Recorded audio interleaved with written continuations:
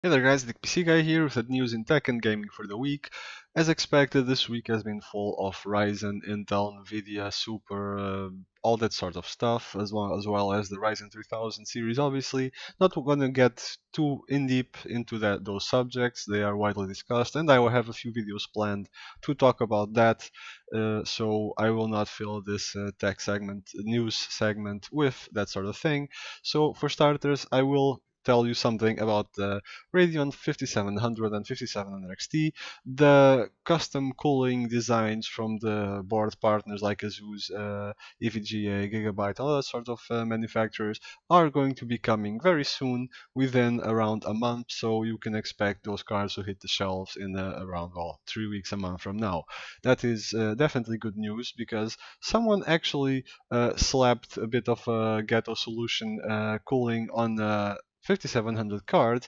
They grabbed the cooler from an RX 590 and adapted it to the 5700 card, and they saw massive performance and thermal improvements. So that's a good sign. So when you have a bit more of a robust cooler from the board partners, you might actually see a lot of better performing RTX cards than you are seeing with the Founders Edition blower style cooler, which is really not ideal. A leak from Intel has just appeared, originating from a Chinese tech forum apparently, regarding their next generation chips, which will still be on the 14 nanometer manufacturing process. It's going to be 14 nanometer plus plus plus. I wonder how many pluses they'll be going into. And the name listed for those processors is the 10 series, so 10900KF, for example, for the i9 part, which is a bit of a weird naming scheme that doesn't really roll off the tongue that easily.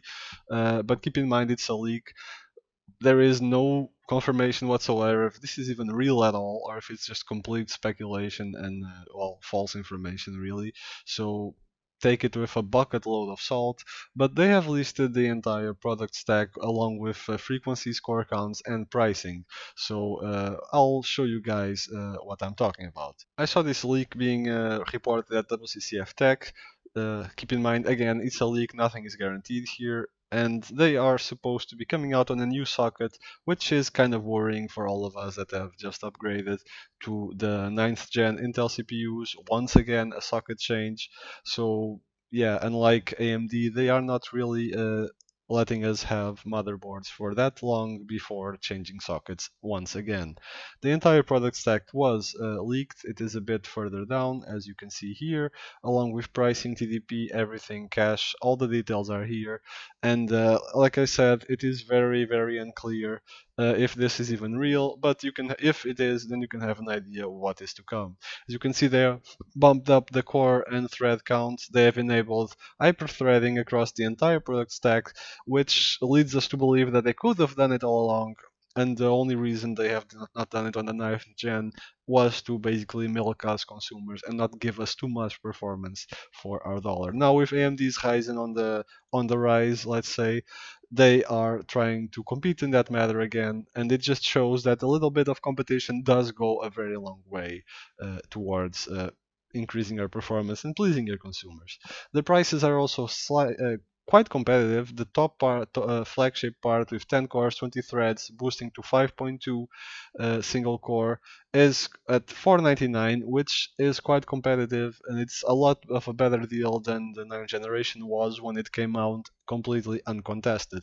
You have an entire product stack, like I said, all with hyper-threading, all with a decent amount of cores, reasonable TDPs, and also very reasonable prices. So you can get the cheapest part, 4 cores, 8 threads, at 4.4 gigahertz at $129, which is very, very reasonable. So this is a prime example of why competition is quite amazing for the consumer.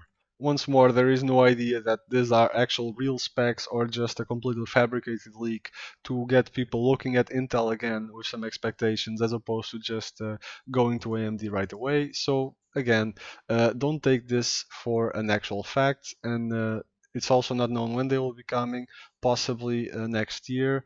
We'll see. In any case, maybe there is some hope for Intel in the near future. A better question is, however, when these do come out, possibly next year, even if they do match these specs, how far will AMD be from actually launching the next generation of Ryzen 4000 or whatever it will be called, and how much of an improvement will it be? Because keep in mind that Ryzen has just migrated to 7 nanometer, so they will be maturing the process and refining it, and the longer they mature it, the better results they will get.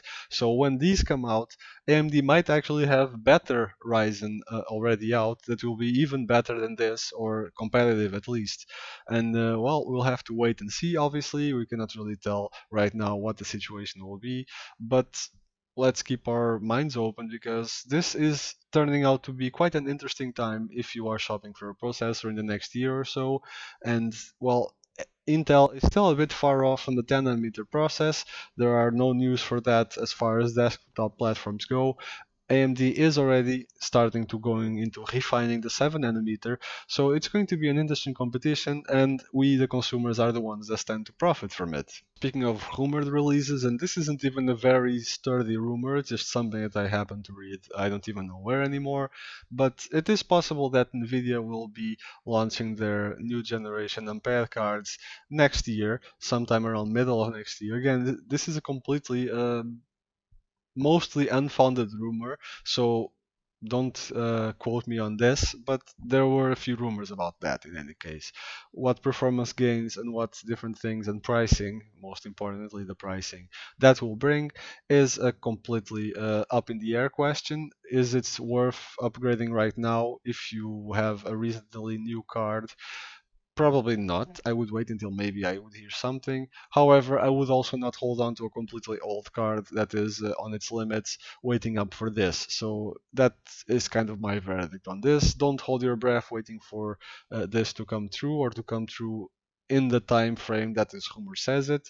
If you need to upgrade, just upgrade. However, if you have like a 10 series, a high-end 10 series or something, or even a 20 series or 1660, I would not upgrade right now, and I would wait a little bit to see how this rumor will play out. Also, on the topic of Nvidia, they have launched a nice and handy frame capture tool. This tool is supposed to make benchmarking a lot easier, and it's supposed to replace the very, very old, for example, fraps that people still use that does not even support all graphic APIs. It only supports a few, not all the newer ones. It hasn't been updated in a while.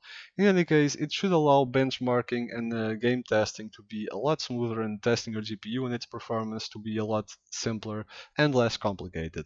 It is available for free to download at the Nvidia website. It monitors things like frame time, FPS obviously, as well as, most importantly perhaps, power testing. It can test the power, the in wattage, that your CPU is actually GPU, I apologize, is actually drawing, and give you an accurate reading on the power consumption. This program works for both AMD and Nvidia. However, the power consumption in particular is less accurate as far as AMD cards go, and what because that this is because of the communication protocols that the graphics card uses with the system. So if you have an AMD card, the rest still works perfectly accurately. However, the power consumption might not be completely on point. I'm not sure how accurate this is compared to, for example, the MSI Afterburner. However, Afterburner does not have the power consumption thing that Frameview has, so that is a good selling point.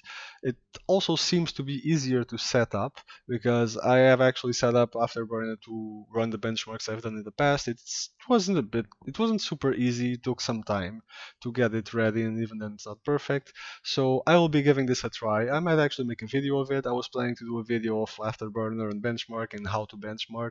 So I'll still do that, but I'll also give this one a try and let you guys see what the differences are and which one is the handiest. Last but not least, it seems that Intel is waking up to the new trend in chip design for processors, which is in place of a big single chip, having multiple chips like the Ryzen series has, for example. Intel has just announced at Semicon West 3 different chip packaging tools and technologies that they are developing to have multiple chips in a package. In this case, it's mostly vertical stacking, like a chip on top of the other. It is not really known yet the thermal impact of this type of design as opposed to AMD's type of design for their Ryzen chiplets. It is a technology in development. It has no real application as of yet, as far as I know, but it opens a lot of new doors to improving computing performance in the future. This has been mostly it for the tech news of the week. Like I said, Ryzen and Super and Radeon have been dominating the news, but I will do a few separate videos for that. I will let you guys know my thoughts on Intel versus AMD as far as CPUs go, and AMD versus Nvidia as far as GPU goes on a different video. This has been the highlights of the week. Hope you guys have enjoyed the news segment. Like and subscribe if you did. If not, let me know what you guys would like to see instead and what you think could improve. This has been Addict PC Guy. Hope you guys enjoyed it, and I'll see you guys next week.